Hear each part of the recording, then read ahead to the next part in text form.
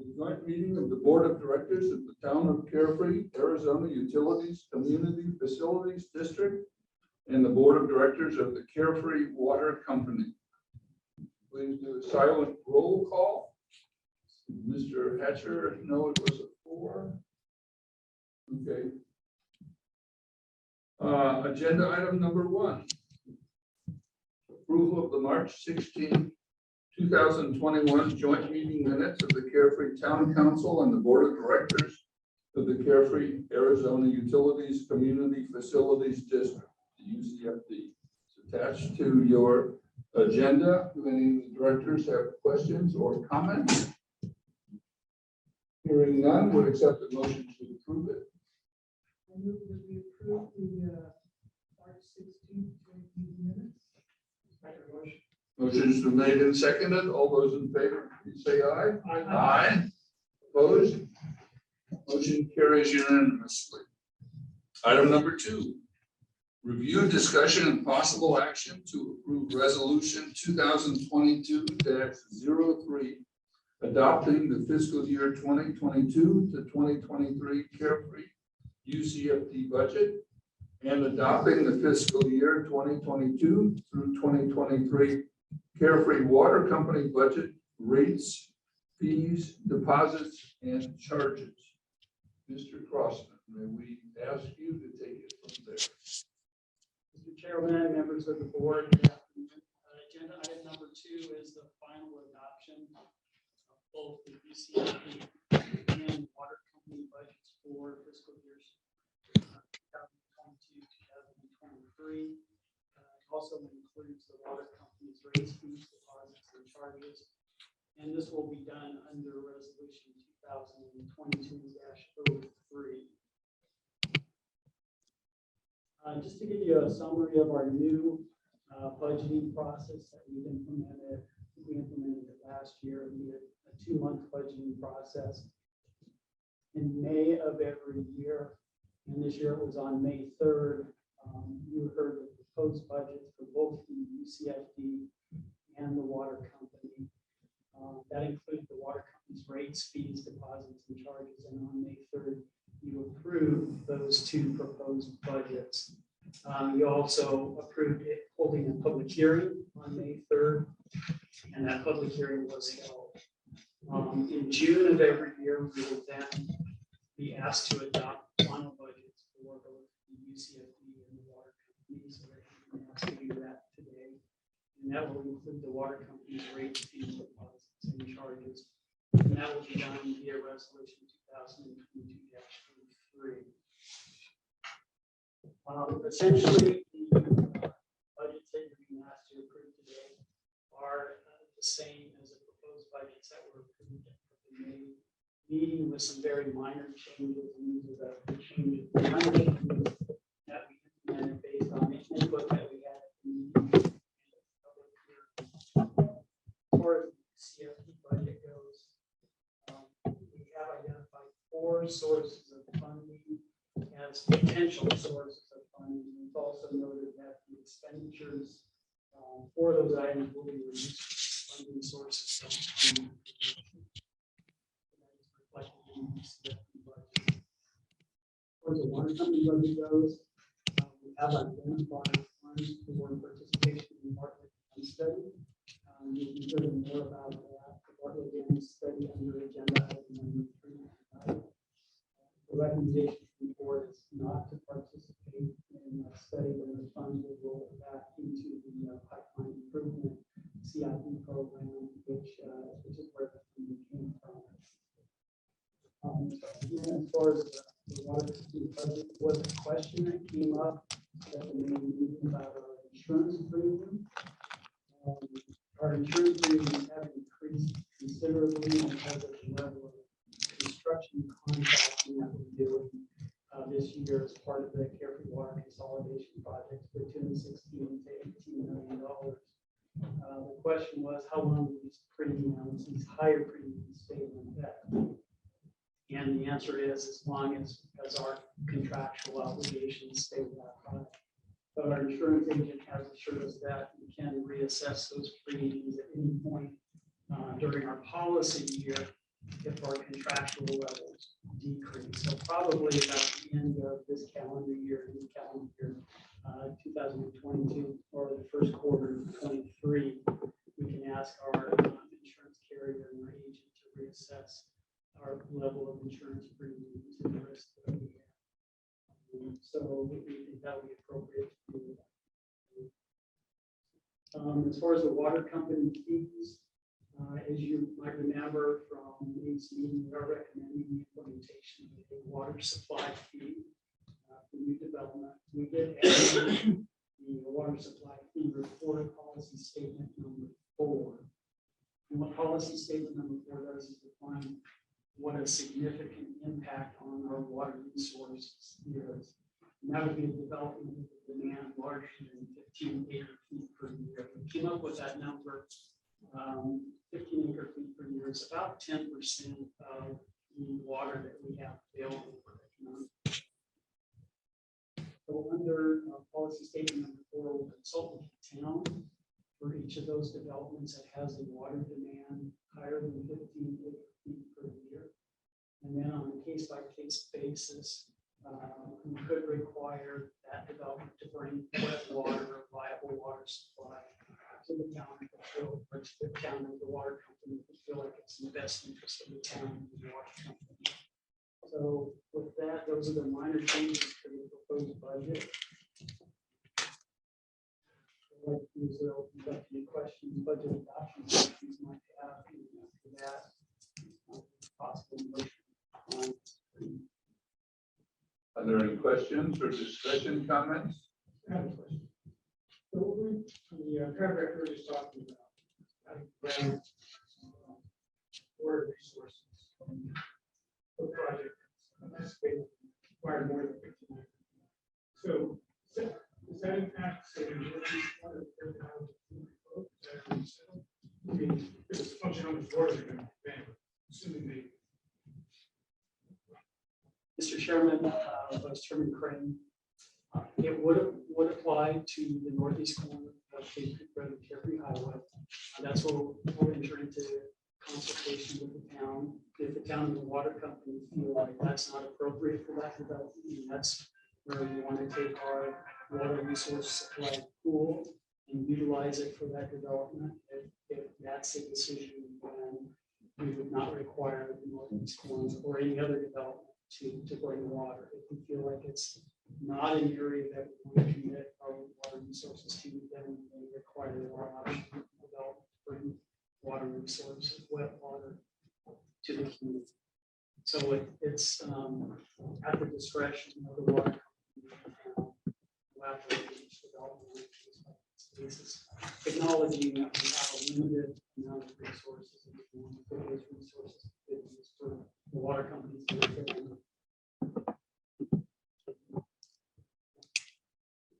I think that makes sense. We've talked that this gives greater control and greater direction to the town and the water company, and the remaining, we have sufficient, what projects to be sufficient water, but we're not just at the discretion of someone coming in and demanding a large proportion of that. It's another break that we can put on. Mr. Chairman, that's correct. And then, if they came in and just paid us money, that would be fine. But right now, water supplies are hard to find. So it may take us years to find a viable water supply. So we may feel like the amount of water that a development demands or needs is a reasonable thing just to get money for it. We might need wet water. But just to be clear, the water company that services that area, to my knowledge, they've never provided a well-served letter.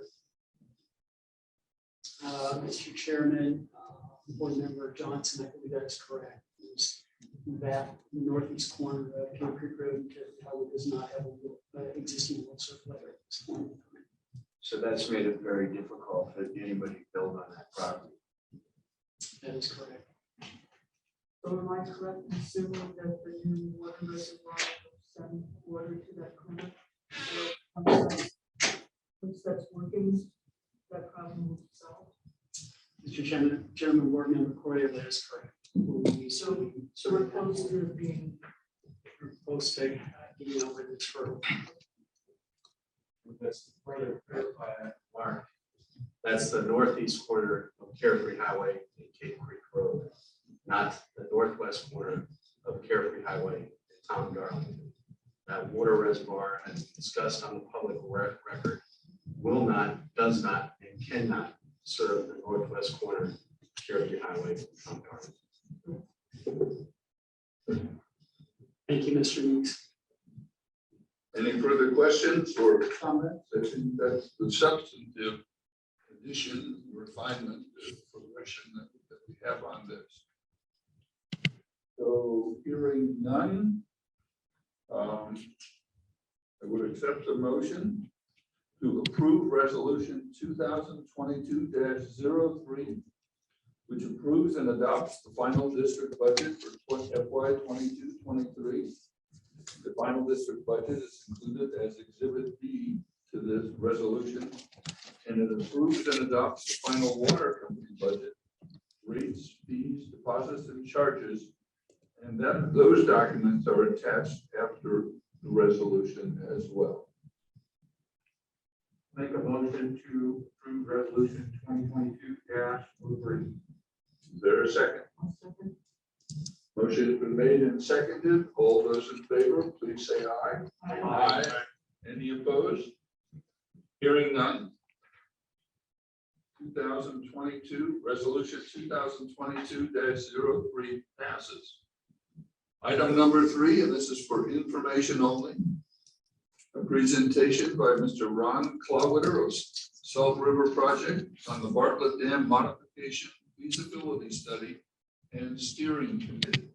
Greg, would you like to share with us this as well as Ron? Yeah, thank you, Mr. Chairman. We are fortunate to have with us this afternoon 2 guest speakers from SRP. They will be talking about 2 separate projects. These 2 projects could mesh very well together for us as part of the future water supply and from the future water supply perspective.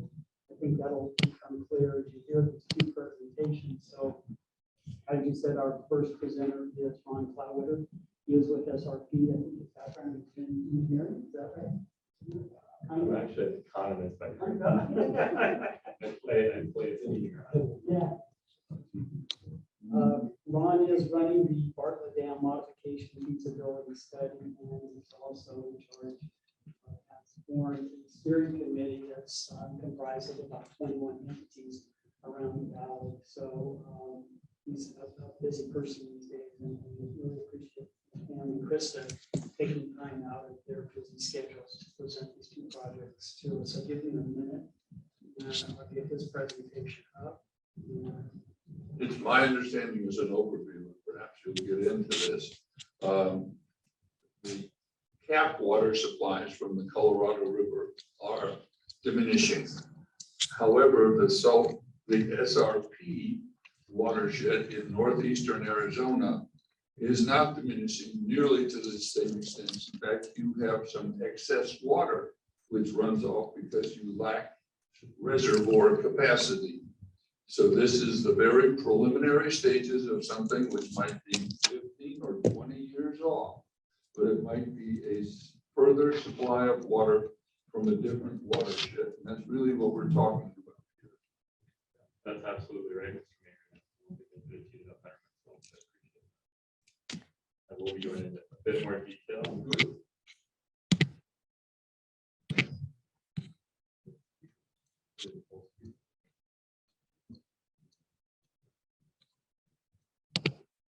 Good. Perfect. Yeah. By the way, Mr. Mayor, are you from Minnesota by chance? Last name? I've lived there, but not from there. I was going to say you pronounce my last name perfectly, so that doesn't happen very often.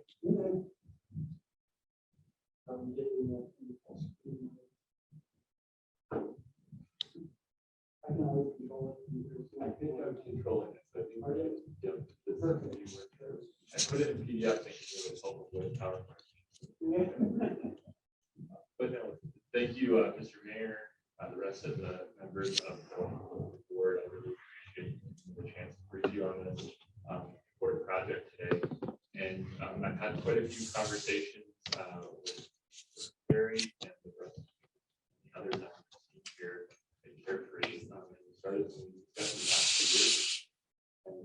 we're at the second stage of the two-step federal study process. And as Mayor Peterson said, the water supplies that supply the SRT system are fully contained within the state of Arizona. We get our water from the Verde River and the Salt River. Those two watersheds are fully contained in the state. And the hydrology and precipitation patterns on those watersheds are very different than the Colorado River. So it's like your financial portfolio, you want diversity and where your assets are held. Water supplies bring more diversity of portfolio.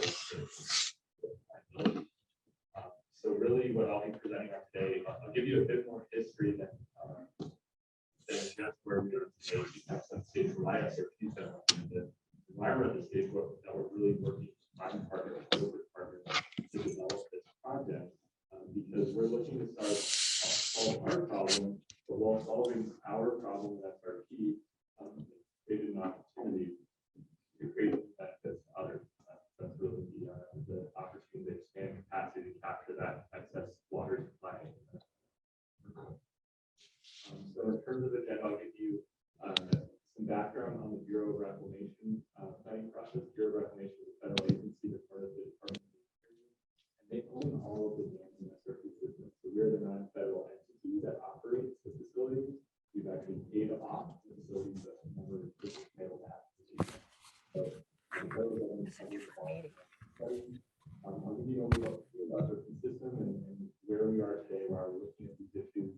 And talk specifically about the study issue, and then talk about the study that we just finished up earlier this year with reclamation and the next steps in the federal study process.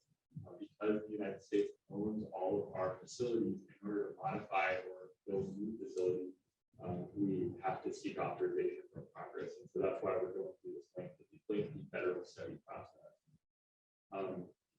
In terms of the planning process, reclamation has, I like to say, a two-step study process, but it is longer depending on how you look at it. So they generally will start with some preliminary investigations that can be sort of amorphous, not necessarily structured. But when you get to the appraisal study process, that's much more structured. They have policies that guide what is going to those reports.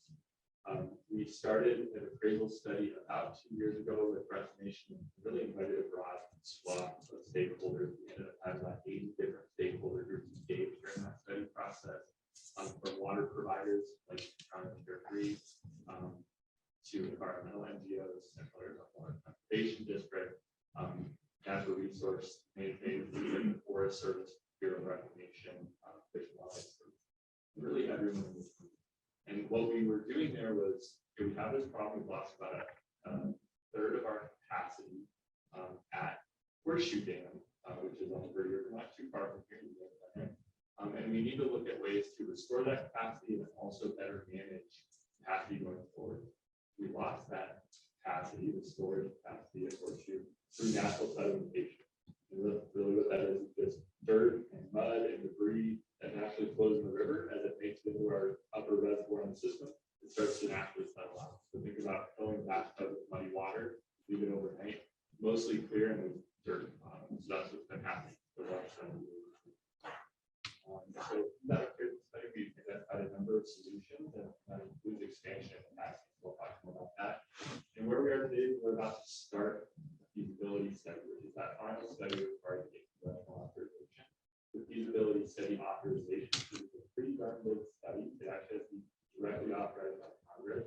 It was authorized last November. So we're at a good place starting the study, and we've been working to identify cost-share partners. We formalized a cost-share agreement earlier this year, and we'll talk more about that. In terms of the appraisal study, I mentioned the process. It took about 18 months, kicked off in September 2020, and we worked with stakeholders to develop the overall study. It went out for stakeholder comment right about this time last year. And we had an opportunity for stakeholders to review that whole draft report, provide feedback. Really, the main points of the report stood following the stakeholder comment, which was really good. We hoped that we drafted a report that reflected all the input we received along the way. And for the most part, what we got were letters of support, including the legal letter from Carefree, identifying support for further investigation of the proper. board ended up making some recommendations. I'll give you a quick summary of what that report from staff and what it recommended, and then I'll talk about kind of the next steps in the study process as well as the action. So just to give you a starting point, a little bit of background on that SRP system, and this will be nice in Chris's presentation that will follow mine. We have two main river systems that we supply water to the valley with. The Verde River goes up into the northwest, basically the watershed end of the Grand Canyon. And the Salt River watershed, which goes up into the east and ends just short of the New Mexico border. So think Sholo, Pine Top, Eager, that's kind of the end of the extent of the Salt River watershed. That's really important, like I said, about resource diversity, but you can also think about where those watersheds are. It's the highest parts of the state where we do get snow with pine trees, and that's where most of the water on our watersheds. We have 4 reservoirs on the Salt River. So you can see those, Saguaro Lake, and Apache Lake, and Roosevelt Lake. And then on the Verde River is a similar sized watershed, which is about the same amount of water. And we have 2 reservoirs that are much smaller. I'm not sure you can tell size. We have Bartlett Reservoir at Horseshoe Lake. I'm sure many of you have been up to Bartlett and maybe even all the way up Horseshoe, a little harder to get Horseshoe, but both are great places to recreate. We serve about 300 square miles in the valley. You can see that our water service area is shown in blue on the slide here. One key thing about our water supplies that comes into play on this project is, for the most part, there's a couple of very rare exceptions. The water supplies from our reservoir have to be used within our blue service area. So those water rights from those reservoirs are pertinent to the land, or they have to stay with those lands. And they have historic uses dating back to the late 1800s. So that's where the legal basis for the water rights from our system come from. Excess supplies are a little bit different. So supplies that we're spilling because we don't have enough capacity in the system, the rivers are producing more than captured. Those supplies can go out further and if put to use through, for instance, building a larger dam and putting that water use on new land, those water rights can be established as well. So that's really what we're talking about here. If Roosevelt Dam or part of it would modify, the new capacity that would make those water supplies available would be available for new water rights to be established. We have precedents of that on our system at Roosevelt. Roosevelt was raised in a similar manner in the late mid-1990s. And so those water supplies can actually be off project. This will talk a little bit about this. In terms of total capacity on our system, we have about 2.3 million acre feet. And so this is really critical. Today we deliver about 700,000 acre feet per year. And so we have about 3 times the annual storage in our system that we have runoff. So for instance, we had 2 of the driest runoff seasons in the last 2 years that we've observed. But our reservoir system is at 70% full today. And that's because we're able to capture those big flashy runoff events when they happen and then hold that water in our reservoir system to make deliveries. We also have wells in the valley that we manage that surface water and groundwater. So that really helps make our supplies robust.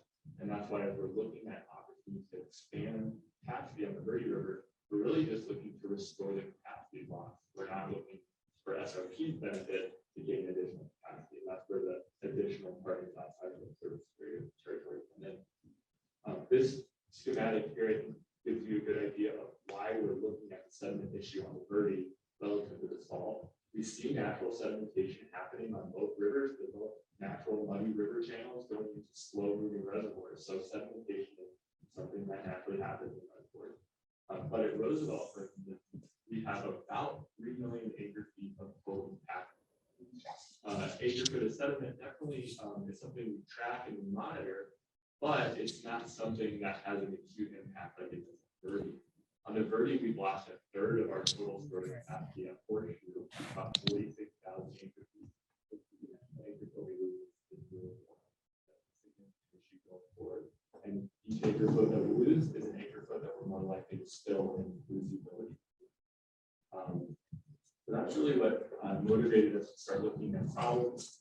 As I mentioned, I think it was back about 5 or 6 years of early investigations that we did before getting to where we were today. Where we really started was we just go and dig the sediment out.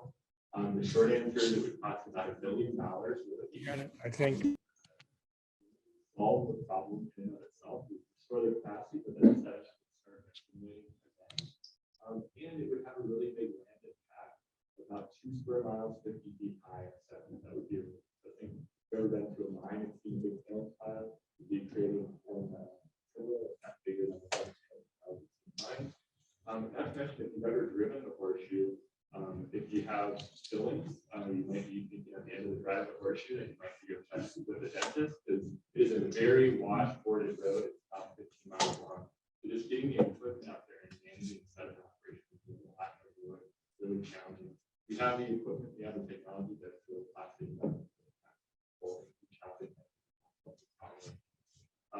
So where we sort of ended up through the appraisal study, were 2 options to raise our. And so there's a lot on this slide I'll kind of walk you through.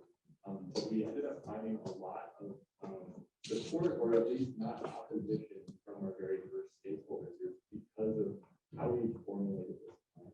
We really tried to get something in here for everybody. So the key here is we know Central Arizona has a need for better management of our water supply, improved augmentation opportunities to make water supplies available for growing communities or communities that are going to be impacted by Colorado River shortages. So adding additional space to reduce spill events is important. Right now we spill water on the Verde or have flows that are in excess of our storage capacity about 40% of the time. Actually spilled 2 times in the last 5 years, a total of about 330,000 acre feet. And what that water ends up is running down the Salt River into the Dry River bed. Water that, what we're most fearful of is we'll be in a really deep shortage on the Colorado River, and all of us will be sitting here in Phoenix with really nice rainy winter, watching all this water just run out. So that's really what our motivation is. The 2 options were to raise Bartlett dams between 62 and 97 feet. So be one or the other, because they're the same location. The 62-foot raise would restore lost capacity that SRP and City of Phoenix have in our system. That 46,000 acre feet I was talking about. And we would add about 105,000 acre feet of additional capacity. So new capacity, and that's where the partners. The 97-foot raise, which is really where the appraisal study was leaning in terms of all the pros and cons, would expand total storage capacity on the bridge to 628,000 acre feet. So it would restore that 46,000 acre feet lost, and then add about 306,000 acre feet of new capacity. And in terms of water yield, we'd expect to see about 115,000 acre feet of capacity of water per unit that would be available. And I'll talk more about that in a second. The blue, if you look at the map, the blue area on there is the current inundation or extent of Bartlett Reservoir. So if you were to go up there when it's full and get on a boat, you can drive around that blue area. The gold on there is the expanded reservoir that would be created if we raised it. So you can see the new reservoir would go almost all the way up to the base of Horseshoe Dam. And then if we only raised it 62 feet, it would largely look the same as that gold area, but it would stop short at that line of 62-foot raise, about a mile and a half shorter and about 30 feet shorter in elevation. The other pieces that we've seen a lot of support for is one at Horseshoe, we no longer use it as a storage reservoir, but we remediate the reservoir and reoperate it for sediment management. So we hope to reduce sediment impacts in the future, habitat management, and flood management. These are really flashy rivers, so we do get most of the runoff in about a 3-month time period during the winter. So having that additional flood capacity is really helpful. But overall, the overarching benefits of the project are really the water supply. So if you're looking at this table, what we did was we looked at a 100-year outlook based on the existing data we have from the Verde River with 106 years of record from stream flow basis. And then our climatologists looked at what all the climate change expectations are for the next 100 years, so we could make sure we're being conservative at what the water supply would be looking like. The Verde River water is expected to get a bit hotter and a little drier, but all in all, it's supposed to have about the same amount of runoff, about 2.5% less runoff than the expected. So all in all, when we look at that 100-year time period, the average annual yield of that water supply in that 305,000 acre feet of capacity is about 91,000 acre feet. In addition to that, there's about 20 to 25,000 acre feet of capacity for water that would be going to city meetings and SRP. That's part of that restored pool. So restoring our lost capacity, but creating about 91,000 acre feet per year of additional water that would be able to move off of our water service area.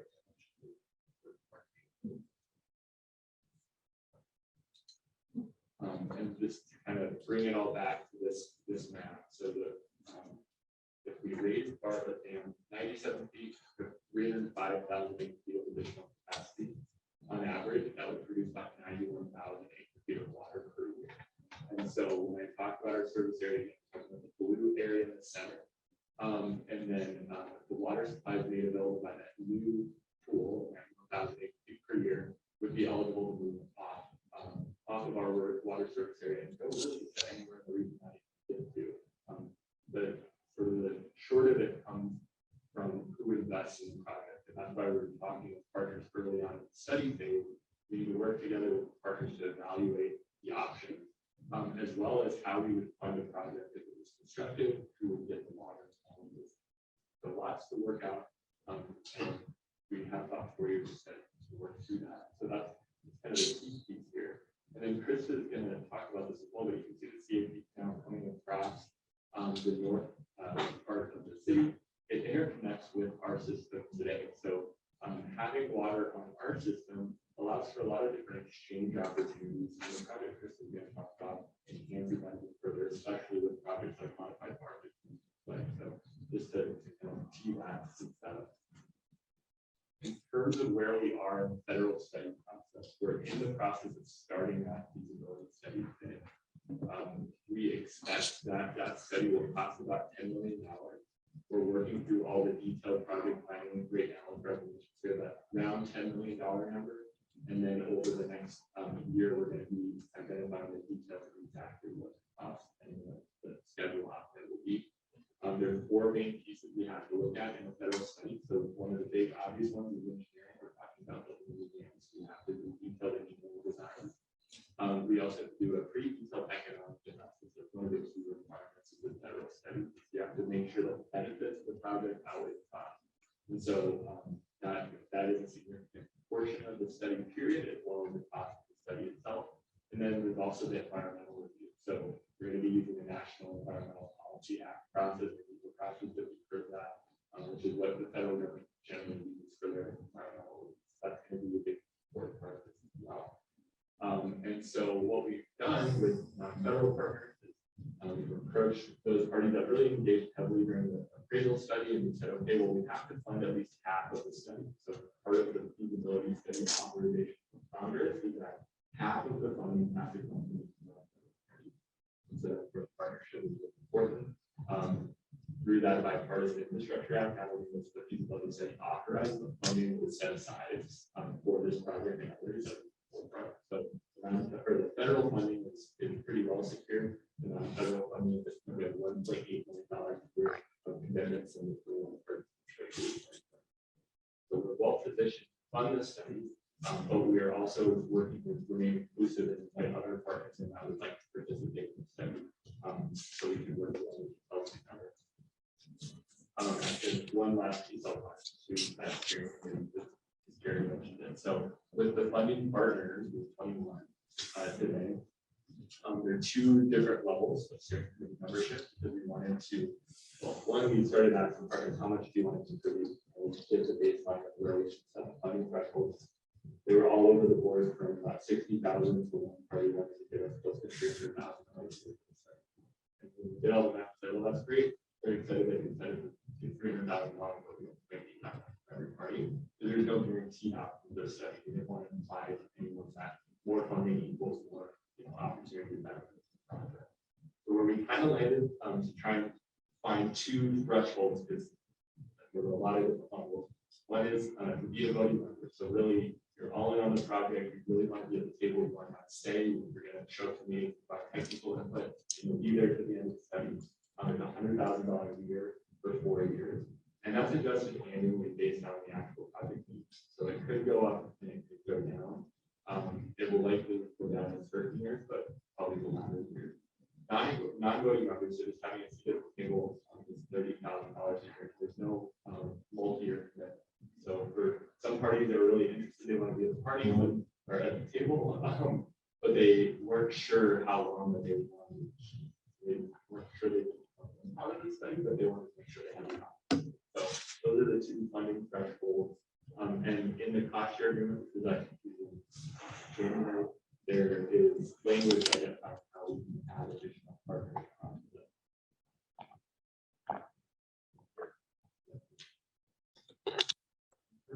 Federal partners, there are 21. We have a pretty diverse group. So I'll tell you how this is color coded just to kind of give you a sense for where these different partners are. So the peach color are private water companies. So that's Arizona Water Company. We have Buckeye Water Conservation District, which is an agricultural district out in Buckeye. They have historic water rights on the system. We have in the lighter blue, those are all cities that currently receive water from Ashburn. So they're interested in studying not only this for their existing supplies, but they have interest in supplies for certain parts of their cities that are outside of our water service area. And then the Central Arizona Groundwater Replenishment District is there in gray, it's the very least of it, essentially requiring supplies in form of the replenishment obligation. And then the darker blue are all non-SRP water. So cities that don't currently receive water from the SRP system, but are interested in potentially acquiring water supplies.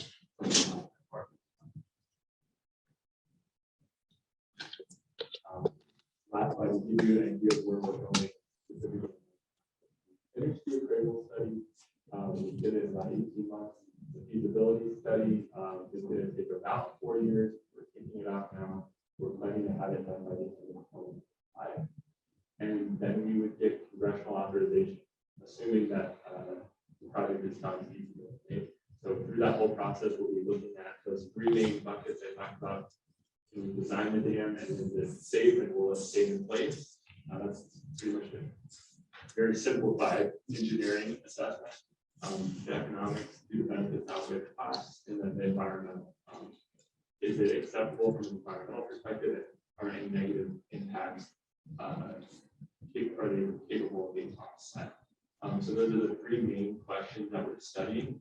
And then if all those are yes, this project is feasible, we go to Congress and Congress would authorize if they choose.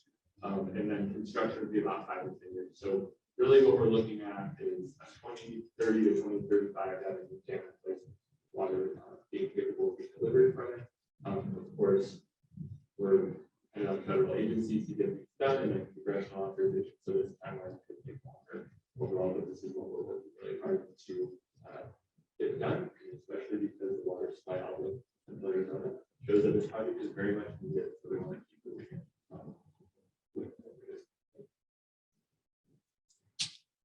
We'll stop there. I have a question. Ron, how long do you estimate that it took to lose 95,000 acres? So we've lost 46,000 acre feet. The dam was constructed in 1940. So And the proposal is to augment the current, if I understood you correctly, augment the current things, raise them, correct? raise Bartlett Dam to the lower of the 2 depth. And you're going to add 62 feet. What's it be raising? Between 62 and 95. And you're estimating that to extract all the soil, it will take approximately $1 billion in 25 Roughly. Yeah. The last year has been pretty rough. Like 2020. But of course, the assumption is that to do the construction and raise these dams, that the cost would be far less than, or reasonable, less than $1 billion. That's the predicate here. So we've done our initial engineering study, matter class 5 if you're familiar it's about $830 million to build Bartlett Dam. It's not billion. But cheaper in terms of total cost, on a dollar per acre foot cost, per unit cost. It's significantly cheaper, $2,400 an acre foot to add the additional capacity to Bartlett. It's about $20,000 an acre foot to restore the capacity. I'm sure this has been an issue that's been recognized for a long time. Is there no process to extract the sediment as the water passes through the dam? I mean, it seems like that would be where one would go, not raising the walls.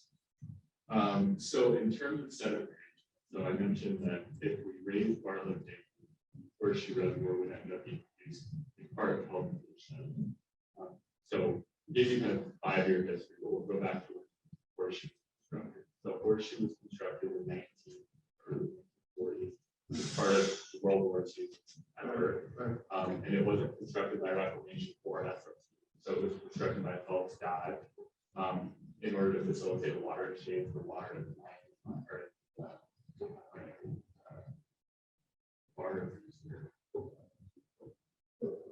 Further than that,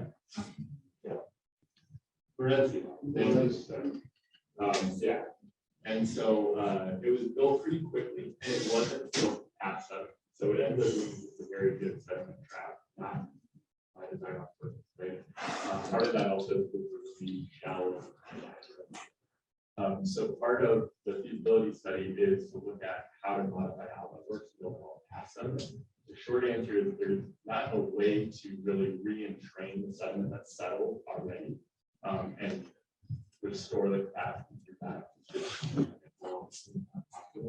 But if Bartlett Dam were raised to restore capacity and allow for additional capacity, part of it is to look at how we can manage the sediment flow through these in the future, basically find a sustainable sediment yield in the reservoir.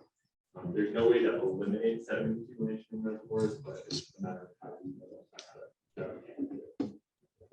And the Panama Canal is dredged constantly. All the rivers in Amsterdam are dredged constantly. It just seems like 60 years you're going to find yourself in the same boat. Well, hopefully no both dredges, but yeah. So part of the challenge with dredging out here is you can't load in a large dredge that makes people. So it would have to be a large enough dredge to deal with the problem, small enough to get it up to Horseshoe. And then part of the challenge is the way that we operate the Horseshoe, there's only water in it about half of the year.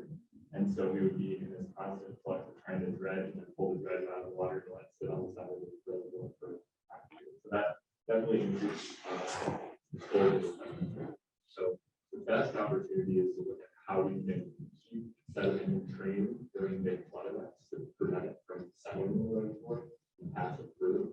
But there's really no way to economically restore capacity back to the given the location. Thank you. Any further questions? We're running a little long on our scheduled meetings to follow. Just one quick question. So we have a list of cities, different enterprises that are participating. So is it open to like more and more sharing parties participate? That is, I ask that is because it's going to be a finite amount of water this year. It's 90, 3 rivers, 97, 62.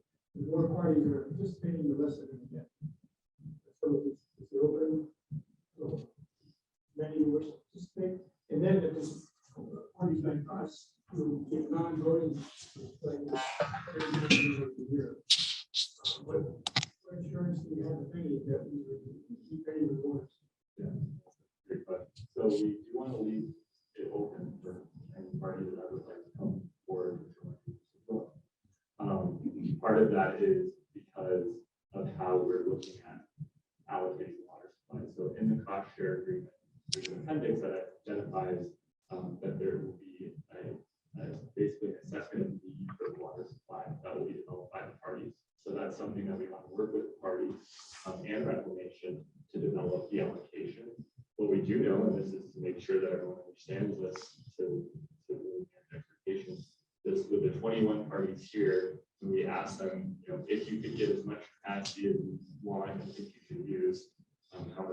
with that fee. We have about double the interest in having a larger rates. That's surprising in Arizona, especially with the growth that are going on right now. So that's where we will have some really tough discussions about this steering committee on how we define needs. We have a lot of examples from the state, from the water supply program, groundwater management act, and other regulations in the state that help guide us. But ultimately, we want to come up with an approach to allocate capacity that really makes sure that this water goes to those that really need it. Party that's really looking at this list, we really run the gamut from very well prepared, very robust suppliers to water providers that are currently dependent solely on groundwater. So in the cost, we're going to take a look at what sort of the example of what that need assessment would look like. It's high level, but what we'll be working on over the next 18 months with this experience is how do we really define that? How do we objectively look at who needs the water? Because ultimately, this is going to go through a political process and GC whether this gets approved by Congress. And so we really want to make sure we set this project up for success. We also want to make sure that other stakeholders like the environmental community see this project as needed and not just.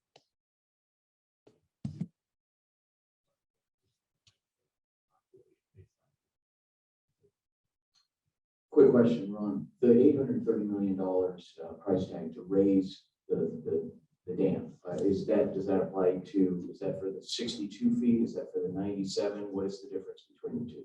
That's the 97-foot raise. I don't have the exact number on the top of my head for the 62-foot raise, but it's on the order of about 700 million. So it's really, you have to build a dam 62 feet to build it.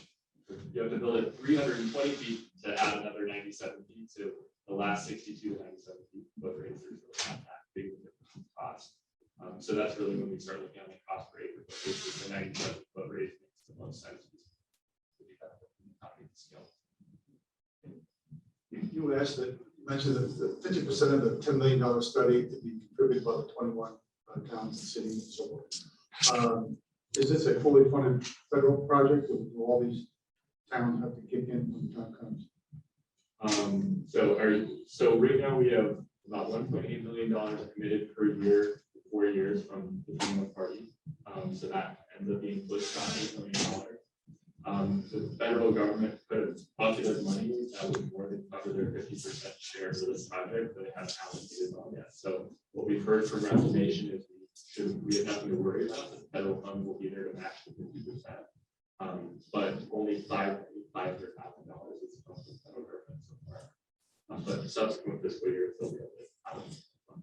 If I might break in, perhaps with additional questions, we should schedule a separate meeting, but thank you, sir. Yeah, thank you. And we should move on.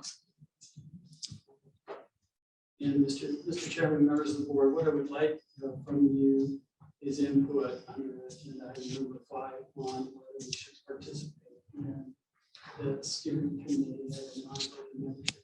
$30,000 for the commitment only for 1 year. If you give me that correction, a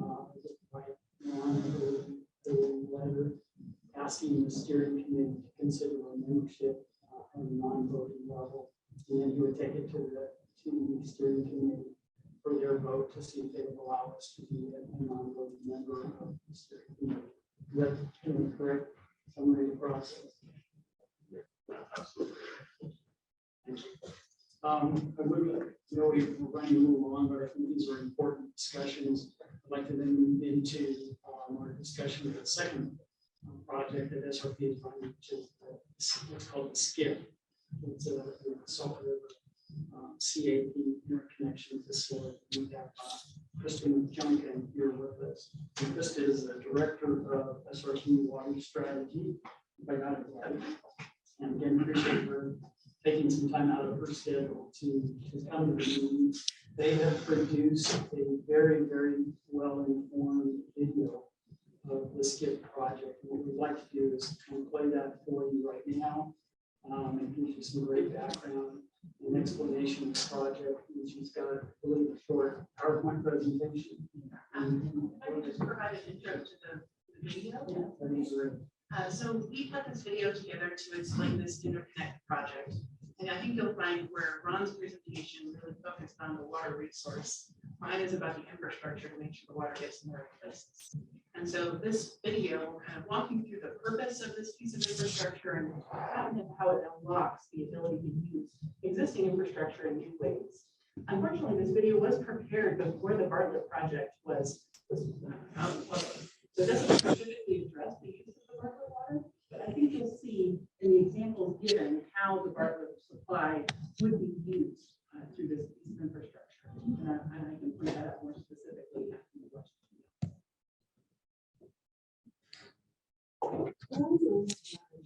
Is distinguished by the impact of strategic water infrastructure. The key to unlocking the full potential of that infrastructure is the interconnection between existing facilities. Maximizing the use of existing facilities affords the greatest return on investment while providing the greatest water resource benefit for SRP shareholders and regional partners. One example is the interconnection between the Salt River Project and the Central Arizona Project water systems, delivering a combined 2.3 million acre feet per year to over 5 million Arizonans. SRP and CAP manage the water resources that support Central Arizona's economy. The CAP water system begins with intake pumps at Lake Havasu that divert Colorado River water into the CAP canal. With a capacity of 3,850 per second, the CAP canal transports about 1.5 million acre feet of Colorado River water per year. From there, the water is pumped hundreds of miles across Central Arizona for delivery to municipal, industrial, and agricultural users from Phoenix to Tucson. After crossing the valley, the canal approaches the CAP Salt River siphon, located just downstream of the Granite Reef Diversion Dam. Here, the open ditch canal goes underground, bringing CAP water under the Salt River and SRP's Arizona and South canals. The pressure created by the siphon pushes the water uphill, emerging at the surface on the south side of the Salt River. Just downstream is the CAP SRP interconnection facility, also known as the CSIF. With a total capacity of 1,200 cubic feet per second, the CSIF is a one-way interconnection of the CAP canal to SRP's water delivery system. The CSIF delivers CAP water to one of 3 points, either to SRP's South Canal, to the Salt River bed, or to SRP's Arizona Canal.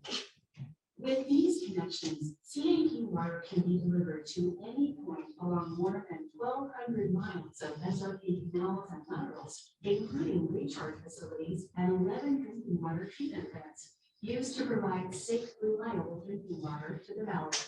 In addition to the treatment plants served from SRP's canals, there are 9 water treatment plants on the CAP system. In general, the water treatment plants on the SRP canals treat SRP water and serve SRP lands, while the water treatment plants on the CAP system treat CAP water and serve areas outside of SRP. However, there are significant water supplies stored underground in SRP's service area and in SRP's reservoirs, intended to serve customers outside of SRP's service area. Currently, those supplies can only be delivered to water treatment plants directly connected to SRP's delivery system. The capability of the connected water treatment plants to push water to areas where it's needed ranges from very limited to non-existent. The ability to put water from an SRP system into the CAP canal would change that. In order to facilitate expanded delivery and enhance resiliency of the valley's water supplies, SRP is proposing to construct a new SRP CAP interconnection. Referred to as the SKIP, this interconnection facility will be a critical component of the valley's water delivery. Located next to the existing infrastructure, the SKIP will allow greater flexibility and improved efficiency by delivering the valley's water supply to where it's needed. The facility will consist of a pumping station and a short length of underground pipe connecting SRP and South Bend to the CAP canal. The skip can be used in a variety of ways to transport water without building expensive and costly additional infrastructure like pipelines and wells. For example, using the skip to deliver water held in the 304,000 acre feet of storage capacity in the new conservation space at Roosevelt Lake eliminates the need for additional infrastructure to move this water outside of SRP's service area. NCS water stored here by Mesa, Tempe, Chandler, Scottsdale, Phoenix, and Glendale is intended for use outside of SRP's service area, but at present only delivered to those cities' SRP treatment plants. With the skip in place, Mesa, for example, could order its NCS water released from have it converted to the skip and use the CAP canal to directly deliver it to Mesa's CAP water treatment plant for use outside of SRP's water service area. The skip can provide the same access for water users located upstream of the interconnection. For example, Glendale could order its NCS water released from Roosevelt Lake to be diverted through the skip and delivered to the CAP canal, and in turn, take delivery of water from the CAP canal at its water treatment plant.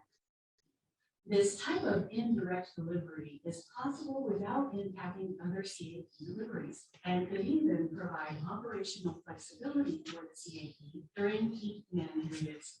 The skip could be used in the same way for Phoenix's Gate Water and SRP CAP water exchange.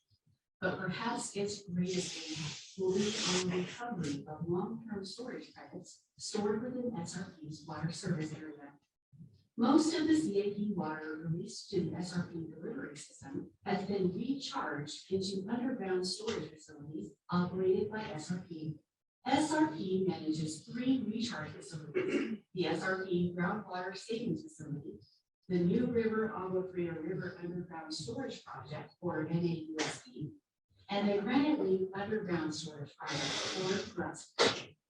Also located within SRP's boundaries are several other state-owned recharge projects. Altogether, over 1.8 million acre feet of long-term storage credits are currently stored at these facilities. These credits are held by Valley States, the Arizona Water Management Board, the CAP, SRP, and others. When needed, these credits will be pumped from a well, ideally one located within the area where the water is stored. SRP has over 270 wells within its service area that are ideally for recovering these long-term storage credits. But like the surface water stored in SRP's reservoirs, recovered well water can currently only be delivered using SRP's delivery system. That presents a problem, considering that the vast majority of these credits are intended to meet water needs outside of SRP's service area for future growth or for use during the Colorado River shortage. Here's how this skip can help. With the new interconnection in place, cities like Phoenix, with over 200,000 acre feet of credits stored within SRP's service area, can arrange to use SRP's wells for recovery. One or more wells would pump Phoenix's stored water and deliver it to SRP customers in place of the SRP water they would normally receive. The SRP water would instead be diverted into the CAP canal using the skip, allowing Phoenix to take delivery of an equal amount of water at their CAP water treatment plant.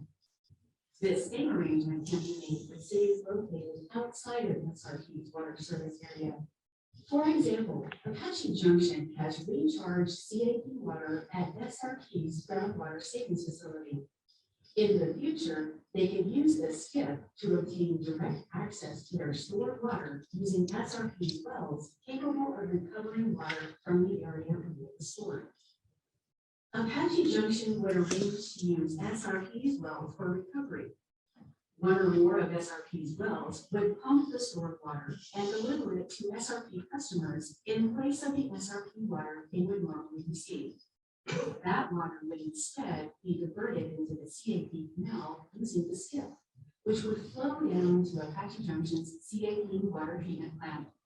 This same arrangement could also benefit future development in Queen Creek, the Santan Valley, Superstition Vistas, Goodyear, and Buckeye through the purchase of existing credits stored within SRP's boundaries, or for future storage and recovery of newly acquired water resources. Whether for recovery, direct or indirect delivery, the SCIF offers valuable benefits, such as an infrastructure solution that serves the entire valley, and a secure water resource management tool that provides added resiliency for the valley's water supplies. Being prepared for both future growth and water supply shortages requires regional cooperation, just as it did to build both the Salt River Project and the CAP. Interconnections between water systems, like the SCIF, are necessary to maximize efficiencies of existing infrastructure and facilitate flexible water delivery systems that can adapt to changing conditions. Arizona's water history is distinguished by the impact of strategic water infrastructure, and that remains true today. Arizona's future will require the same types of investment in water infrastructure to maintain dependable access to renewable supplies in increasingly uncertain times. Given the hour, wondering if I should skip my slides and just see if you have any questions about the project. Sure. Right. Any good questions? Yeah, is there a timeline on this project? And so we're forming a group of interested parties, participants, to be part of a kind of a steering committee, very similar process that Ron's doing for part of the project. So it'll really be determined by those participants. Once the decision is made that everybody's ready to contribute money to the project, I think it can be built pretty quickly. The touchy part is the environmental approvals. So that's probably a couple-year process, but I think it could be put in place probably within 5 years. If I might cut to the bottom line on something, a recommendation on the table and ask for the council's input. We've been working probably for the last 5 years to integrate and get all Carefree households on the Carefree water system. And concurrent with that, we've also been taking a look at solidifying tap water coming in. We also have the benefit of being on a very large aquifer, which is not unlimited supply. But as we look at those in the future, and there's some nights I don't sleep thinking about this. This is 20-year out water, the possibility of that. I don't think we could look at ourselves and pass on this, because the people who are in residence here 20 years from today could rightfully act. What was that council doing when they let this opportunity get away? So my understanding, Greg, is that for 30,000, we can buy an option and we can investigate this more thoroughly for the next year. It's also incorporated within our existing budget, which we just passed. The monies for that. In the last 5 years, we've got a 4.4% increase. In the next 5 years, we have another 4.4 increase per year that we have locked in. I'm going to suggest, let's roll ahead. Let's spend the 30,000. Let's authorize this and move ahead. And this council has been outstanding in terms of getting into. They love water. They do. They probably know more about water than most of the other councils that you'll incorporate. But I would suggest a task force that we authorize this. So I would look for a motion to approve the 30,000 to get involved at the lower level, and then we move ahead. And unfortunately, we're butting up against it on top. Would there be anyone who would make that motion? Motion has been made. Is there a second? Motion has been made and seconded. All those in Mr. favor, Chairman, please. if I could just add before you vote, just to simplify kind of this discussion. If you look at your screen, you see Carefree, you see Bartlett Dam, you see the CAP now, and if this works. Essentially what would happen is what we were shown in the video. If we were to get water rights associated with Bartlett Dam, we could take water.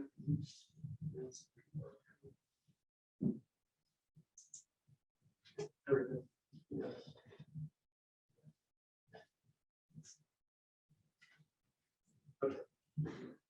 What we could do then is take water out of the CAP canal, just like we do with Scottsdale right now, have a tree transport agreement with them.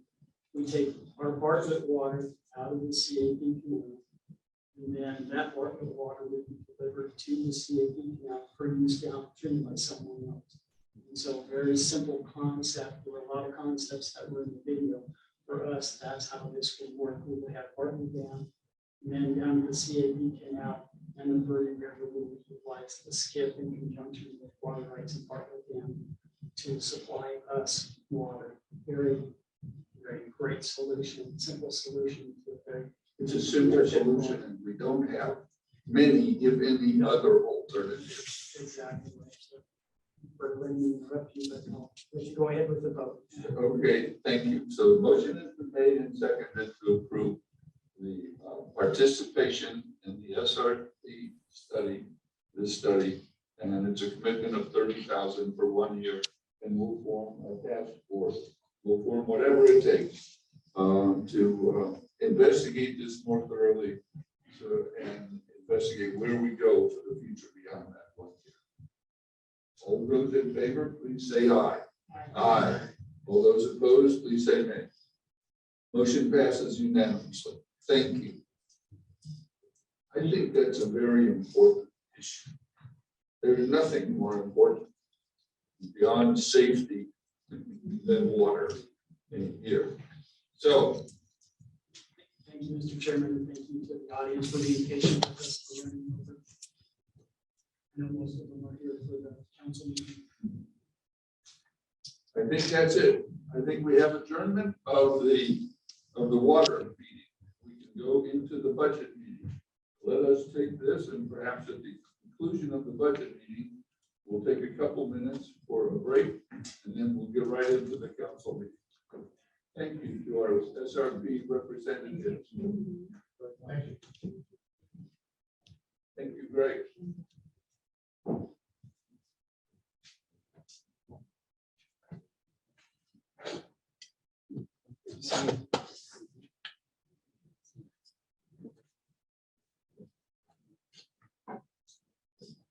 The budget is something we take very, very seriously. It's something that has been aired before the public, and Gary will get